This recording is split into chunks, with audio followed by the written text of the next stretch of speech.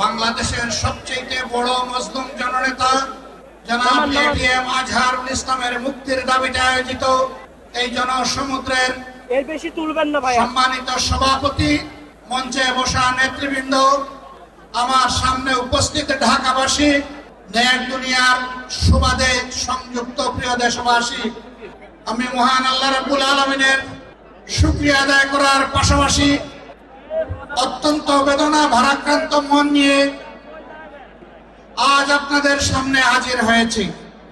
আপনারা সাক্ষী, 2009 সাল থেকে শুরু করে 2024 সালের 5ই আগস্ট পর্যন্ত বাংলাদেশ আওয়ামী ফ্যাসিবাদের কবলে ছিল।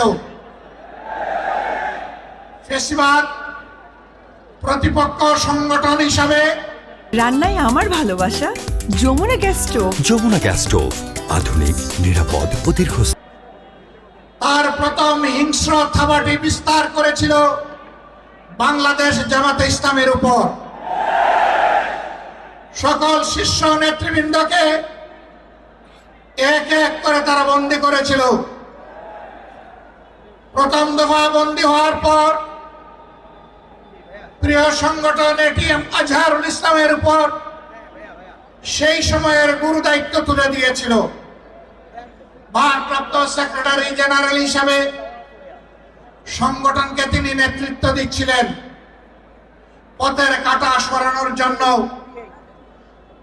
বাকিদের ধারাবাহিকতায় ষড়যন্ত্র অব্যাহত রেখে তাকেও গ্রেফতার করা হলো।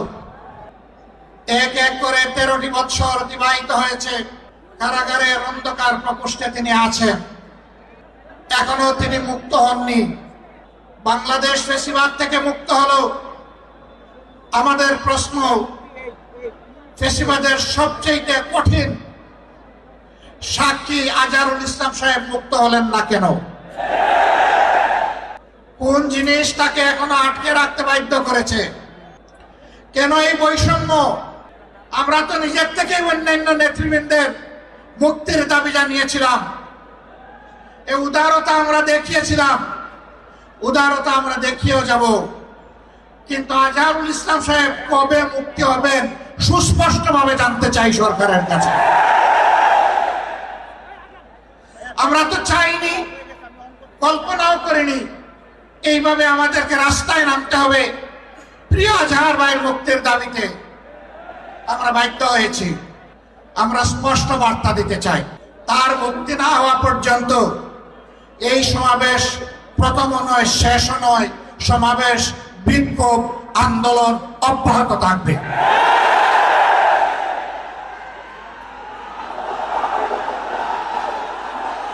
আমরা আশা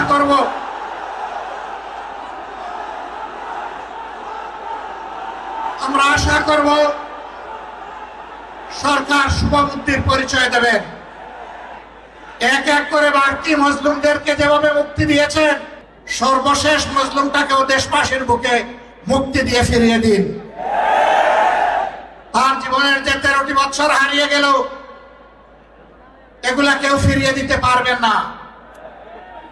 আর 13টি মিনিট তিনি জেলের ভিতরে থাকুন, আমরা তা চাই না।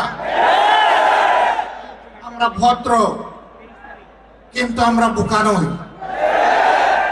আমাদের ভদ্রতার এই উপহারকে কেউ যেন দুর্বলতা মনে না করেন। ভদ্রতা যখন শক্ত হয়, তখন কি পরিমাণ শক্ত হতে পারে 15.5 বছর তা বাংলাদেশ দেখেছে। আমি কারো কথা বলবো না, কে কি করেছেন, কোথায় আপোষ করেছেন করেন না, এটা আমার সাবজেক্ট না।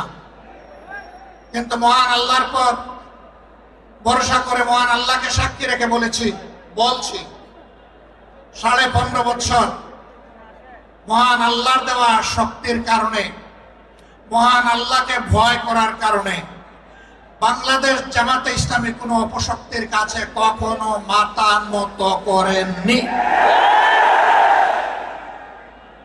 জীবন দিয়েছে, আপোষ করেনি। বহু আপোষের প্রস্তাব আমাদের কাছেও এসেছিল। ফাঁসির কাস্টে নেতৃবৃন্দকে পাঠিয়ে দেওয়ার আগে জনে জনে দফায় দফায় প্রস্তাব এসেছিল। বাংলাদেশের জনগণ জানে জীবিত অবস্থায় আল্লাহ সেই নেক বান্দারা, বাংলাদেশের বীর সন্তানেরা, তারা ওই সমস্ত প্রস্তাবগুলোকে পায়ের তলে ফেলে দিয়েছিলেন। আমরা তাদের উত্তরসূরি, সুতরাং মেহরবানি করে আমাদের আর ধৈর্যের পরীক্ষা দিবেন না, তাকে মুক্তি দিন। কেন আমাদের নিবন্ধন আটকে রেখেছেন?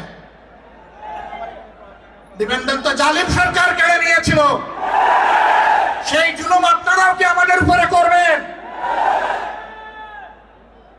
এই জন্য কি হাজার জনতা জীবন দিয়েছে, হাজার হাজার মানুষ পঙ্গুত্ব বরণ করেছে, আবারও সেই বৈষম্য দেখার জন্য? আমরা বাংলাদেশের মাটিতে আর কোন বৈষম্যকে বরদাস্ত করব না। সকল বৈষম্যের কবর রচনা না হওয়া পর্যন্ত আমাদের আন্দোলন অব্যাহত থাকবে ইনশাআল্লাহ। আমি প্রিয় সহকর্মীদের কাছে জানতে চাই, 15.5 বছর জীবন দিতে যেমন ভয় করেন নাই, গুলির সামনে বুক পেতে দিতে ভয় করেন নাই, সর্বশেষ জুলাই আন্দোলনে শরীক হয়ে যেমন করে দেশপ্রেমের দায়িত্ব এবং দেশপ্রেমের প্রমাণ পেশ করেছেন, একটি মানবিক বাংলাদেশ, বৈষম্যহীন বাংলাদেশ গড়ে তোলা পর্যন্ত আপনারা কি একই লড়াই করার জন্য প্রস্তুত আছেন?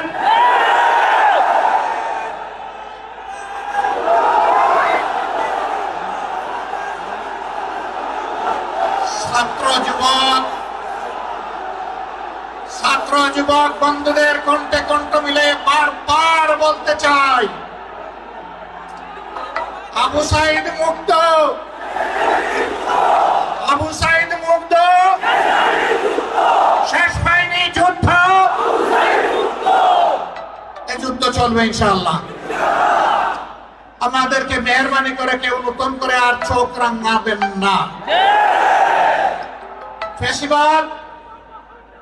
ফ্যাসিবাদের ভাষায় কেউ কথা বলবেন না,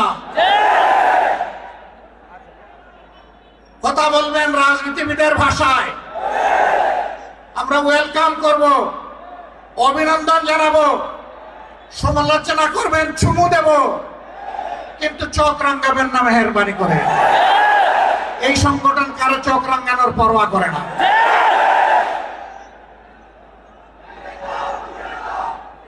আমার সম্মানিত ভাইরা, দেশের বিরুদ্ধে, জাতির বিরুদ্ধে অতীতেও ষড়যন্ত্র ছিল,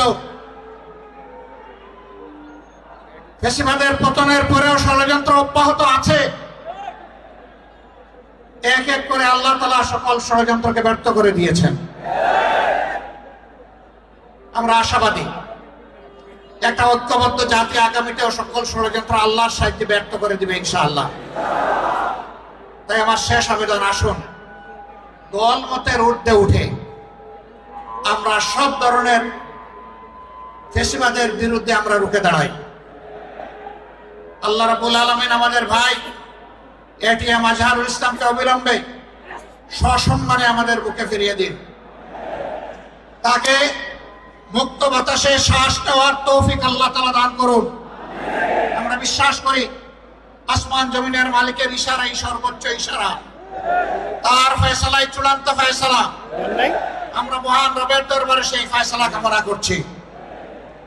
আপনাদের সকলকে আজকের এই আয়োজন সফল করার জন্য প্রিয় সংগঠনের পক্ষ থেকে আন্তরিক কৃতজ্ঞতা এবং মোবারকবাদ জানিয়ে আগত দিনের লড়াই সংগ্রামের রাজপথে আবারও সংগ্রামী ভূমিকা রাখার উদাত্ত আহ্বান জানিয়ে আমার বক্তব্য এখানেই শেষ করছি। আল্লাহ হাফেজ।